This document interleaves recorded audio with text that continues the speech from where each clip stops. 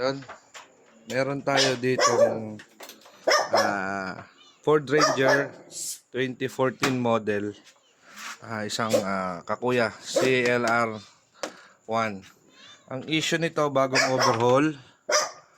Nung in-overhaul, mandar, kaso may naka-indicate sa kanya na camshaft sensor slow performance bangko. Nagpalit sila ng camshaft sensor, same issue pa rin. Nandun pa rin yung kanyang camshaft sensor na fault. Ngayon, ang diagnose natin sa kanya is timing, masyadong malayo. Correlation kung tawagin sa Fiesta tsaka sa EcoSport. At ayun na nga mga sir, talagang hindi tayo nagkamali. Kung mapapansin nyo, napakalayo nung camshaft po. Tabingi ang camshaft nya. Dapat dyan naka 6 o'clock. 6 o'clock. Nasa ano na siya, nasa 7 o'clock na, kung mapapansin nyo. Ayan. Nasa 7 o'clock.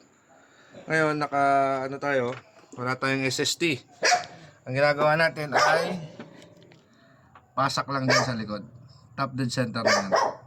Ngayon, kung tatanungin nyo ako sa top dead center kung paano yan, ay ito po, tuturo ko sa inyo. Yan. Kung mapapansin nyo sa flywheel sa likod, may ganyan na butas. Tapos may ganyan na butas. May ganyan na butas. Ngayon, itutusok nyo yung 3 drive na extension ninyo dito sa gitna. Dito nyo ilalagay. Yan ang pinaka top dead nya. Yan. Yung matangkad. Kung ano yung mapapansin nyo doon sa butas na yon, sa may crankshaft sensor, doon nyo ilalagay yan, yung pinaka matangkad. Huwag nyo ilalagay dito. Huwag nyo rin ilalagay dito. Ito, kasyang-kasya yung straight drive dyan. Okay? Yan. Yan, sa mga 2.2 na Ranger. Mapansin nyo, ayan. Okay, papalitan natin to ng isang set na timing chain na rin.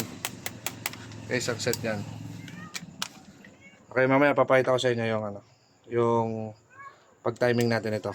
Okay, geng.